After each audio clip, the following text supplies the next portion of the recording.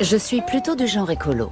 J'essaie de ne pas gaspiller d'énergie, je circule à vélo dès que possible, du moins quand il fait beau, et j'achète le plus souvent des produits bio. Pourtant, je me sens de plus en plus coupable lorsque j'achète de la viande, des produits importés ou que je lorgne un nouveau modèle de téléphone portable. Sans parler des montagnes d'emballages plastiques que je jette chaque semaine à la poubelle. Les ressources naturelles vont en diminuant, alors que les rythmes de consommation augmentent partout. Le mode de consommation occidental dépasse le seuil tolérable. Or, il est présenté comme un exemple à suivre pour les pays émergents. Cette consommation excessive crée de graves dérèglements environnementaux et sociaux. La dette astronomique des États soumet les peuples à l'austérité et au travail perpétuel.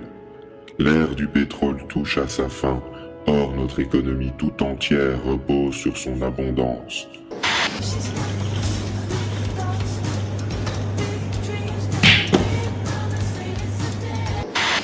J'aimerais réduire mon empreinte écologique. Mais est-ce possible sans perdre en qualité de vie? D'une manière ou d'une autre, nous serons forcés de changer nos habitudes. Mais peu d'entre nous sont prêts à renoncer à l'idée de pouvoir disposer de tout en permanence. Nous renouvelons de plus en plus souvent nos équipements et croyons dur comme fer que notre salut passe par la croissance économique.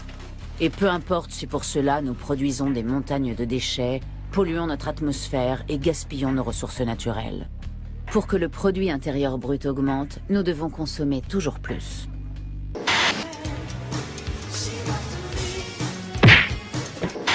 Ces constatations ont un dénominateur commun, le principe de croissance. En effet, chaque acteur économique est soumis à l'obligation de croître indéfiniment pour survivre. Mais plus la production croît, plus les ressources se font rares. Sans pétrole, maintenir la croissance de l'Occident n'est pas possible. Pourtant, sans croissance économique, la dette n'est pas remboursable et les peuples sont soumis au travail éternel. Quant aux inégalités, la croissance économique des pays déjà riches implique l'exploitation continue des ressources du Sud.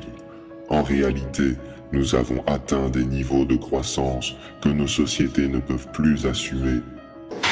Cette Américaine est bouleversée depuis qu'elle a découvert cette lettre dans une boîte de décoration d'Halloween. À l'intérieur, le cri d'alarme d'un mystérieux correspondant. Si vous venez d'acheter ce produit, pourriez-vous donner ce courrier à l'Organisation mondiale des droits de l'homme, écrit-il. Expliquant être prisonnier d'un camp de travail, l'auteur affirme trimer 15 heures par jour, sans week-end ni vacances. Les employés sont battus pour un salaire misérable, précise-t-il. Mais l'accumulation des biens et des services est-elle un indicateur fiable de prospérité et de bonheur? En augmentant notre consommation et en facilitant les déplacements, ne sommes-nous pas en train de saboter notre avenir et celui des générations futures?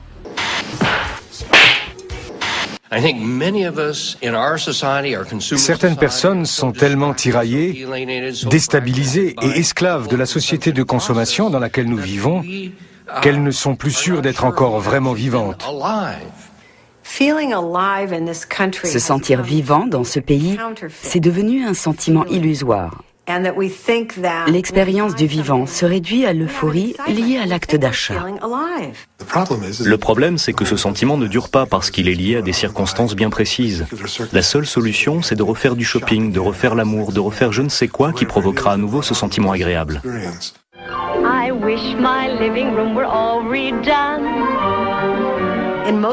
Depuis toujours dans l'histoire de l'humanité, avoir plus signifiait être plus heureux. Ce n'est plus vrai aujourd'hui. La croissance infinie dans un monde qui est un monde limité, c'est impossible. Or, notre système est fondé sur cette aberration. Donc nous ne pouvons plus continuer dans cette voie. C'est aussi simple que ça. Pour vivre en adéquation avec ses idées, Jean-Marc a dû changer bon nombre de ses habitudes. Il fait ses courses dans cette épicerie bio où le conditionnement des produits a été réduit au minimum. Pour moi, maintenant, c'est difficile de retourner dans un supermarché parce que quand je vois les produits, j'ai tendance à comparer à ici. Je m'aperçois aussi que beaucoup de choses sont vendues dans les supermarchés qui ne sont pas forcément essentielles, alors qu'ici, on trouve quand même beaucoup de produits qui sont, on va dire, des produits de base, pour la plupart. Donc finalement, quand je vais dans un supermarché, je m'aperçois du superflu.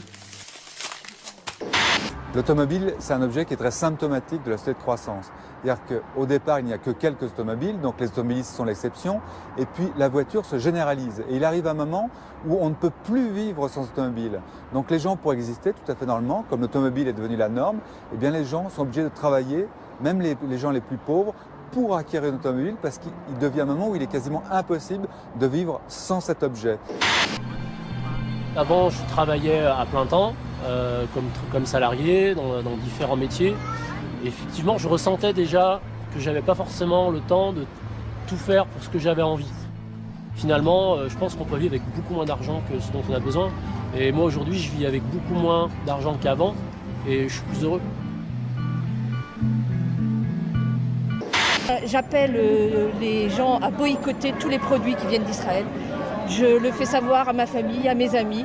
Je démarche des gérants de magasins, de supermarchés. Je vais sur les marchés pour parler avec les vendeurs, pour leur dire de ne pas aller acheter ces produits-là à Rungis.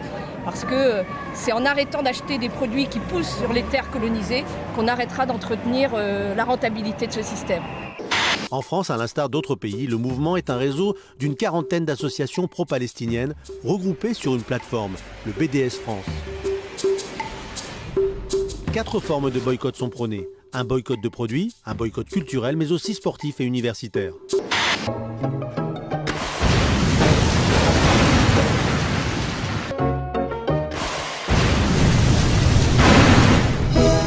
SodaStream participe à l'occupation de la Palestine avec ses usines implantées en territoire occupé. Consommer SodaStream, c'est boire du sang palestinien.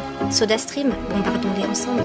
Ces fruits sont le produit de l'exploitation des terres palestiniennes volées par l'État d'Israël et par l'exploitation des Palestiniens eux-mêmes qui travaillent dans des conditions inacceptables dans les colonies. Pour participer à cette campagne, commencez par ne pas acheter les produits de l'apartheid israélien.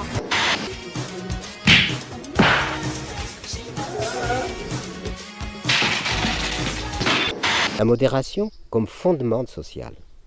Comme fondement social, et là les multinationales et compagnies, ils ont du souci à se faire, parce qu'en fait, on est tous dans cette contradiction. Je ne suis pas d'accord avec la dictature des gagneurs d'argent. Je ne suis pas du tout d'accord, sauf que je les nourris chaque jour. Chaque jour, je prends ma voiture, je leur donne des sous. Donc quand je vais à la pompe, je donne des sous à je sais pas qui, à ESSO, à je sais pas, à je ne sais quel truc. On est donc dans ces contradictions-là, et aujourd'hui, le grand problème, c'est comment réduire ces contradictions, parce qu'on ne pourra pas les éliminer, il faudra bien qu'on circule, etc. Et la joie de vivre n'est pas à la portée de l'argent, pas du tout. Et cette joie de vivre, je vais en Afrique, les gens, certaines personnes se disent, est-ce que demain on aura à bouffer? Ils sont heureux quand même. Et je viens dans l'abondance, dans la surabondance. Et qu'est-ce qu'on fait?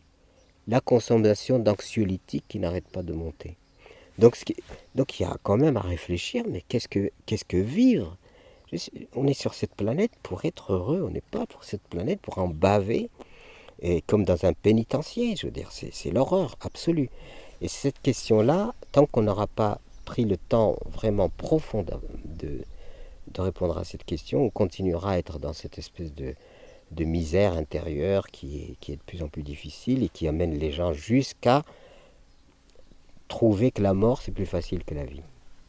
Et qui se donnent la mort parce qu'ils estiment que c'est plus facile de mourir que de vivre.